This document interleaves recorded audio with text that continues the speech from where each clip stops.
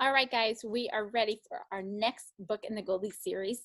And this one, it's good. It's different.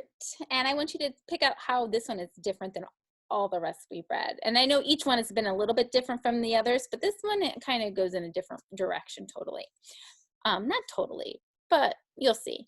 But I also want you to watch and listen for the end of the story to see who is introduced at the end of the story. See if you can figure out who she is and what story she is from.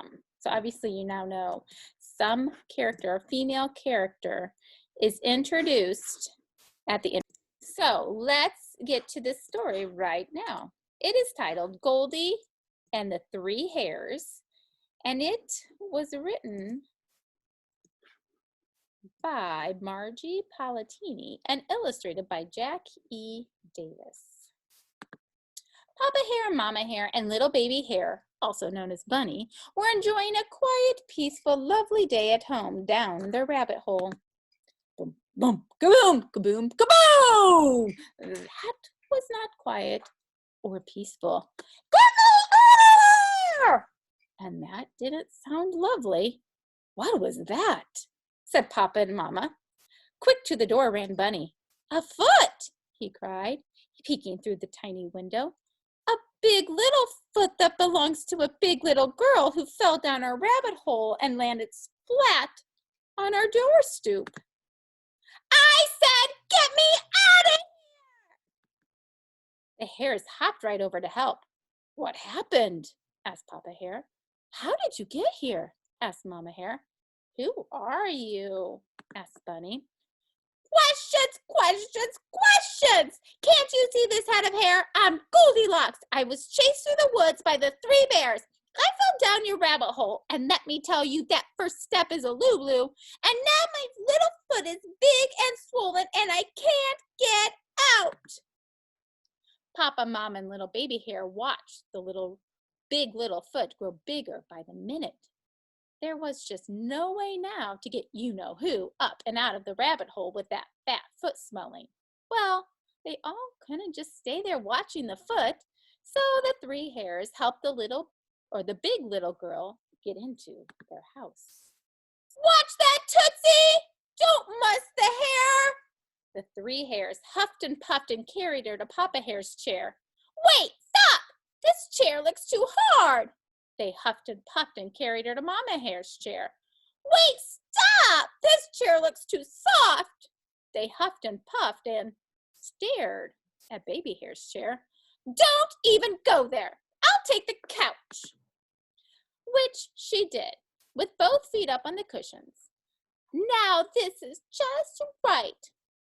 Not really. Mama didn't allow shoes on the sofa, but there she sat, all settled in, big shoe and all. I told you to fix that Lulu of a first step, muttered Mama to Papa. So with the big little girl all comfy cozy on the sofa, Bunny sat down to read a book. Mama picked up her knitting, and Papa went to see about that Lulu of a first step. Hey, I need a pillow here, now, quick like a bunny, and remember, not too hard, not too soft, just right, and get one for my foot too. And with the big little girl even more settled in, with 3 pillows and her shoe up on the sofa, Bunny sat down to read his book.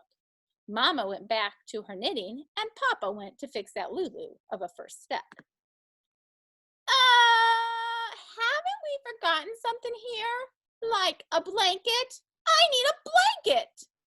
Too scratchy, too itchy, too big, too little, too hot, way too skimpy.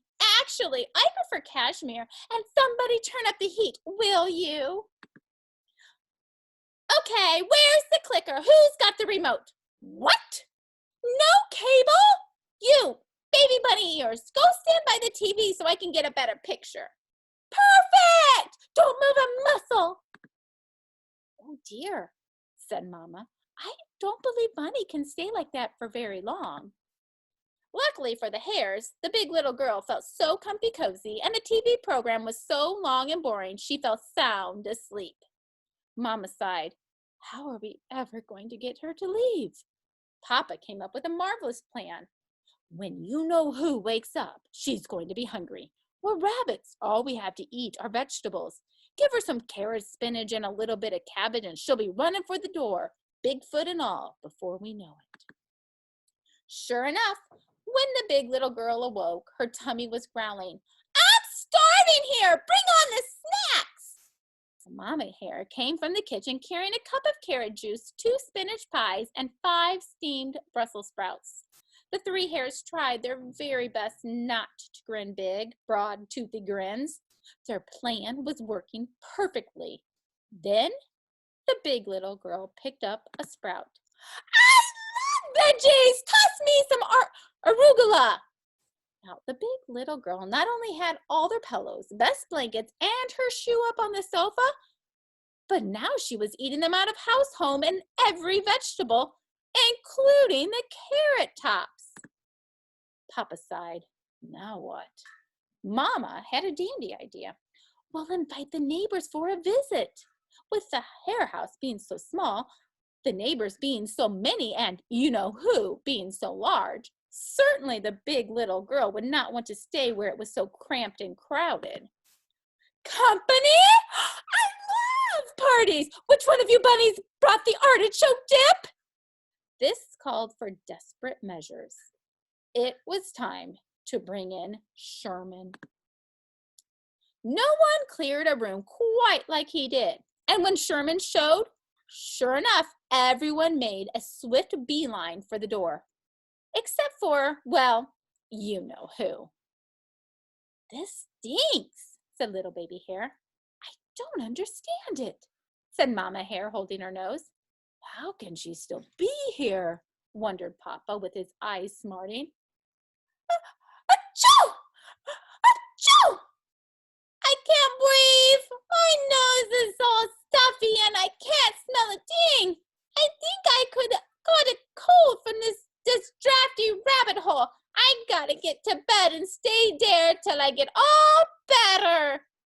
Baby Hare saw the big little girl eyeing his just right little bed. I had it, said Bunny, speed dialing. I'm calling the bears. The bears!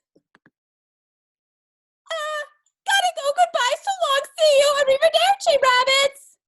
The big little girl with the big swollen foot scooted out of the hare house without even an achoo and ran up the rabbit hole past that Lulu of a first step, and the 3 hares went back to enjoying a quiet, peaceful, lovely day at home in their rabbit hole.